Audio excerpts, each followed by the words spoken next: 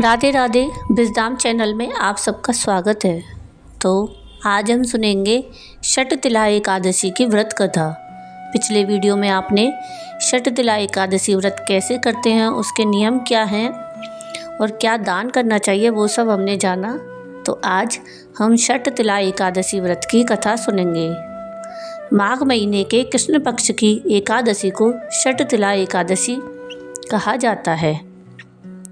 एक समय दालव्य ऋषि ने पुलस्त्य ऋषि से पूछा कि हे महाराज, पृथ्वी लोक में मनुष्य ब्रह्म हत्या इत्यादि महान पाप करते हैं, पराये धन की चोरी और दूसरे की उन्नति देखकर ईर्ष्या करते हैं, साथ ही अनेक प्रकार के व्यसनों में फंसे रहते हैं, फिर भी उनको नरक प्राप्त नहीं होता।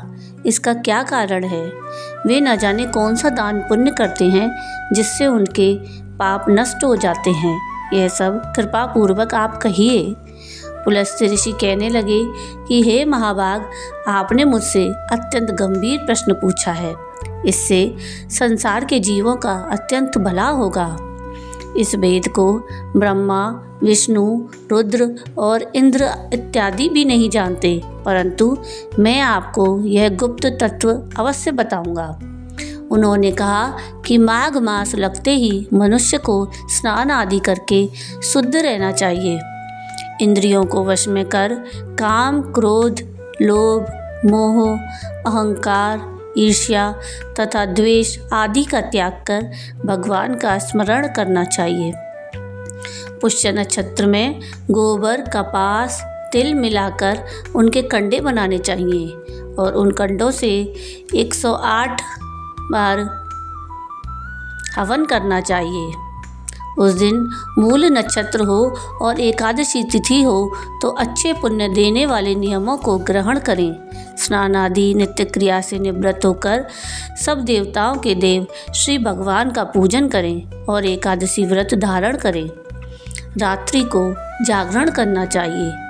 उसके दूसरे दिन धूप, दीप, नैवेद्य आदि से भगवान का पूजन करके खिचड़ी का भोग लगाएं। तत्पश्चात पेठा, नारियल, सीताफल या सुपारी का अर्घ देकर स्तुति करनी चाहिए। हे भगवान, आप दीनों को शरण देने वाले हैं, इस संसार सागर में फंसे हुओं का उद्धार करने वाले हैं। हे पुंडरीकाक्ष, हे विश्वभावन, हे सुब्रह्मण्य, हे पूर्वज, हे जगतपते, आप लक्ष्मी जी सहित इस तुच्छ अर्घ को ग्रहण करें।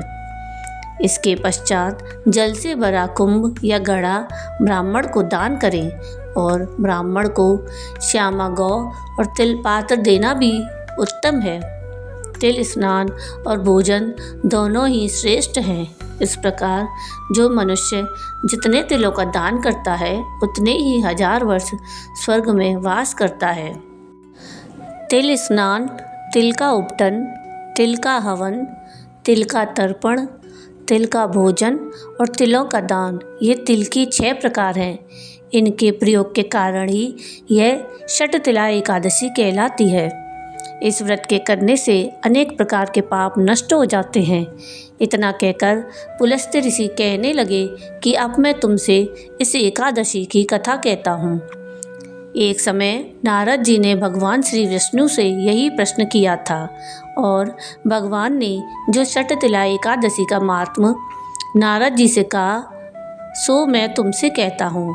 भगवान ने नारद जी से कहा कि हे नारद, मैं तुमसे सत्य घटना कहता हूँ, ध्यान पूर्वक सुनो।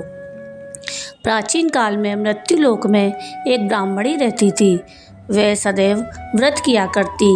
एक समय वह 1 मास तक व्रत करती रही। इससे उसका शरीर अत्यंत दुर्बल हो गया।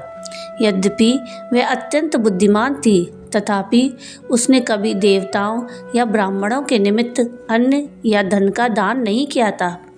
इससे मैंने सोचा कि ब्राह्मणी ने व्रत आदि से अपना शरीर शुद्ध कर लिया है, अब इसे विष्णु लोक तो मिल ही जाएगा, परंतु इसने कभी अन्न का दान नहीं किया।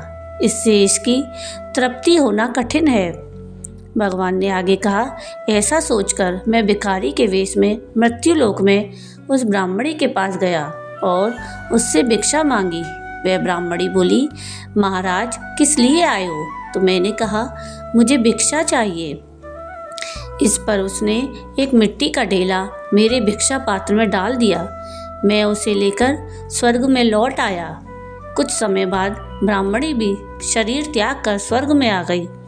उस ब्राह्मणी को मिट्टी का दान करने से स्वर्ग में सुंदर महल मिला, परंतु उसने अपने घर को अन्नादि सब सामग्रियों से शून्य पाया।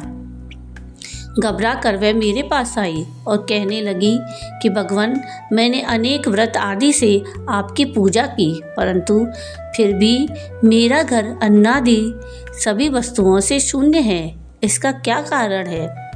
इस पर मैंने कहा, पहले तुम अपने घर जाओ, देव स्त्रियाँ आएंगी तुम्हें देखने के लिए। पहले उनसे षटतिला एकादशी का पुण्य और विधि सुन लो, तब द्वार खोलना। मेरे ऐसे वचन सुनकर वह अपने घर गई। जब देव स्त्रियाँ आईं और द्वार खोलने को कहा तो ब्राह्मणी बोली, आप मुझे देखने आई हैं तो षटतिला एकादशी का महात्म्य मुझसे कहो। उनमें से एक देवस्त्री कहने लगी कि मैं कहती हूँ। जब ब्राह्मणी ने षटतिला एकादशी का महात्म्य सुना तब द्वार खोल दिया। देवांगनाओं ने उसको देखा कि ना तो वह गांधर्वी है और न आसुरी है, वरन पहले जैसी मानुषी है। उस ब्राह्मणी ने उनके कथनानुसार षटतिला एकादशी का व्रत किया। इसके प्रभाव से वह सुंदर और रूपवती हो गई और उसका घर अन्नादि सभी समस्त सामग्रियों से युक्त हो गया। अतः मनुष्यों को मूर्खता त्याग कर षटतिला एकादशी का व्रत और लोभ ना करके तिलादि का दान करना चाहिए। इससे दुर्भाग्य, दरिद्रता और अनेक प्रकार के कष्ट दूर होकर मोक्ष की प्राप्ति होती है। राधे राधे। तो ये थी कथा षटतिला एकादशी के व्रत की। आपको ये कथा कैसी लगी मुझे कमेंट करके ज़रूर बताइएगा।